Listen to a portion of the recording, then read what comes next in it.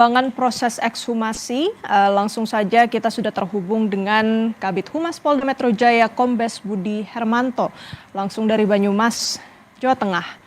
Kombes Budi, bisa dijelaskan Pak, ini update-nya seperti apa? Tadi kan sudah dimulai sejak pukul 9.30, apakah sudah berhasil dikumpulkan begitu sampel-sampel dari 3 tahapan yang tadi disampaikan, Pak? Ya, terima kasih Mbak Renata. Kami sampaikan pelaksanaan tadi ada 3 tahap. Yang pertama bongkar makam, ekshumasi, yang kedua pemeriksaan luar jenazah, yang ketiga pemeriksaan dalam. Saat sekarang alhamdulillah sudah pembongkar makam sudah dilaksanakan, jenazah sudah dikeluarkan. Ini akan dilakukan tahap pemeriksaan luar dari jenazah. Ini melihat identifikasi terhadap jenazah harus dicek persesuaian sesuai dengan surat yang diajukan penyidik di Treskrimum Polda Metro Jaya terhadap subjek yang akan dilakukan pemeriksaan. Tahap selanjutnya akan dilakukan pemeriksaan organ bagian dalam termasuk jaringan DNA. Dan ini proses pelaksanaan 3 tahapan ekshumasi, pemeriksaan luar dan pemeriksaan dalam. Ini menurut keterangan Brigjen Polisi Dr. Hasri, ini bisa memakan waktu 4 sampai dengan 6 jam. Setelah itu sampel jaringan, organ, DNA, dan beberapa yang akan diambil secara lengkap akan diuji kembali oleh tim dari PDFMI. Ini merupakan gabungan dari Persatuan Dokter Forensik Mediko-Legal Indonesia. Ada cabang Jaya, cabang Jawa Tengah, dan cabang Jawa Timur. Itu hasilnya bisa memakan waktu berkisar 1 sampai dengan 2 minggu ke depan. Oke, baik, kita masih menunggu begitu ya 4 sampai 6 jam proses tahapan kemudian ekshumasi ini dilakukan. Tapi apakah ada tantangan dan strategi khusus mengingat ini memang jenazah dari almarhum Sutrimo sudah dimakamkan lebih dari 2 minggu, Pak Budi? Tadi disampaikan kembali oleh Dr. Hasri bahwa alhamdulillah sejauh ini tentang cuaca, kondisi jenazah akan dilihat, ini juga dilihat kontur tanah dan jenis tanah juga dalam kondisi kering. Semoga ini tidak akan menghambat dalam proses pelaksanaan kegiatan hari ini. Meskipun memang ada sejumlah tantangan, tapi memang untuk kondisi tanah yang memungkinkan ini kering begitu ya, jadi bisa diperkirakan jenazah masih dalam kondisi yang baik, meskipun memang sudah ada proses pembusukan begitu ya Pak Budi ya? Betul Mbak Renata. Kita juga dalam kondisi ini juga memberikan empati ya kepada pihak keluarga, karena ada beberapa proses yang harus dilewati dan alhamdulillah pihak keluarga didampingi kuasa hukum. Pada saat diberitahukan akan dilaksanakan proses ekshumasi ini, pihak keluarga juga sudah memberikan restu, menyerahkan pada tim yang sudah ada pada saat ini.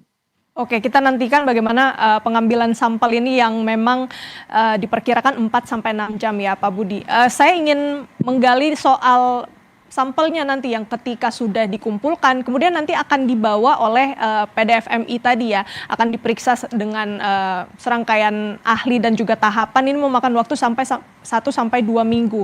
Nah, ini hasilnya akan dibawa kemana? Ke rumah sakit atau di laboratorium mana, dan prosesnya apa saja yang nanti akan diperhatikan oleh para dokter forensik ini, Pak Budi? Ya, nanti secara materi lengkap akan disampaikan oleh tim. Dalam hal ini Brigjen Dr. Hasri dan Profesor Dr. Ahmad Yudi terkait tentang akan di mana. Yang pasti tetap mengusung pada profesionalitas, proporsional dan akuntabel dan dapat dipertanggungjawabkan dari sampel-sampel ini. Sampel ini bukan hanya terhadap lab laboratorium forensik kepolisian, tetapi juga ada nanti dari beberapa eksternal. Ini merupakan suatu sinergi dan keseimbangan di dalam hasil yang kita sama-sama harapkan. Apakah ini juga langkah untuk menjaga independensi dan transparansi juga yang diharapkan oleh masyarakat, Pak Budi? Untuk melibatkan banyak ahli. Ini merupakan independen dari tim dan transparansi. Yang paling utama adalah kita bisa menjawab pertanyaan publik termasuk pertanyaan dari pihak keluarga almarhum Sutrimo. Pak Budi, tadi kalau dari laporan jurnalis Kompas TV yang memantau proses ekshumasi, awalnya keluarga ingin menyaksikan, namun sempat ada informasi baru kalau keluarga kemudian tidak jadi dan diwakili oleh kuasa hukum. Bisa Anda jelaskan Pak, ini alasannya apa? Apakah ini ada intervensi atau seperti apa Pak Budi? Ya, yang perlu kita perhatikan adalah posisi kita untuk memberikan empati, dukungan moral kepada keluarga almarhum. Terkait tentang sejauh ini informasi terkait intervensi, intimidasi belum terverifikasi. Dari pihak kepolisian belum menemukan informasi tersebut. Tetapi memberi ruang tentang kondisi psikologis, kondisi kedukaan dari pihak keluarga ini yang harus sama-sama juga kita berikan pengertian. Pendampingan terus dilakukan kepada keluarga begitu ya Pak Budi. Saya ingin masuk ke dalam konstruksi kasusnya. Pak Budi, ini kan sejauh ini sudah diperiksa sebanyak 24 saksi, koreksi kalau saya salah Pak. Nah, apakah setelah hasil ekshumasi keluar, karena ini memang proses penyidikan, setelahnya bisa ditetapkan tersangka atau masih akan melakukan langkah-langkah apa lagi Pak Budi? Ya, perlu kami jelaskan, proses ini berjalan dari proses penyelidikan dengan sudah melakukan permintaan keterangan, serangkaian kegiatan ini sudah 27 orang yang sudah diminta keterangan.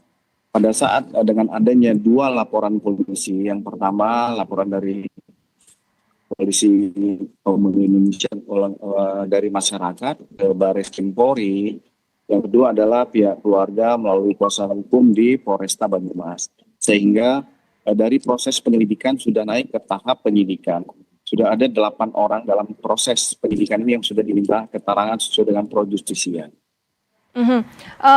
Tapi yang kemudian menghambat begitu ya untuk penetapan tersangkanya ini, apakah memang tersisa pertanyaan soal bagaimana kemudian proses dari kematian Sutrimo ini, atau ada pertanyaan-pertanyaan yang ingin masih digali oleh penyidik Pak Budi? Pastinya rangkaian ini sangat panjang, jadi tidak ada yang terhambat. Penyidik juga sejauh ini belum menemukan suatu kendala karena tahapan ini harus semua secara komprehensif dan paripurna. Yang paling utama adalah seluruh bukti-bukti ini terdukung secara scientific investigation. Semua harus ada persesuaian dari proses lidik maupun tahap penyidikan. Didukung dengan alat-alat bukti sehingga proses penyidikan ini dapat dipertanggungjawabkan dalam hal proses penegakan hukum selanjutnya.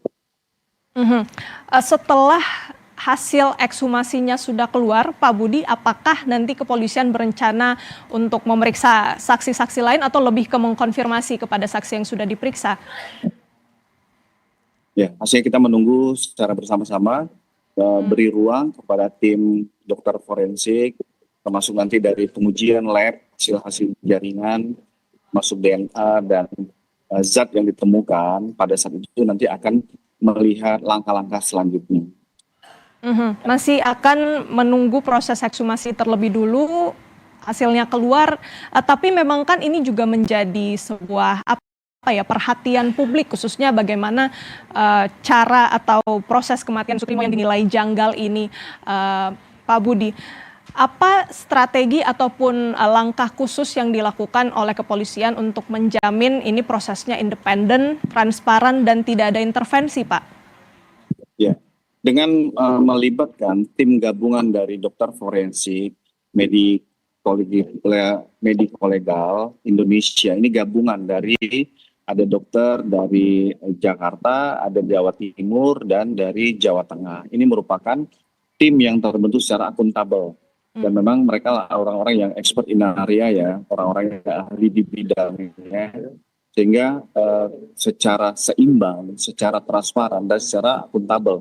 Dan mereka ini adalah orang-orang yang independen. Sehingga hasil yang dilakukan pengujian, baik hari ini proses pelaksanaan ekshumasi, pemeriksaan luar maupun pemeriksaan dalam, ini dapat dipertanggungjawabkan hasilnya.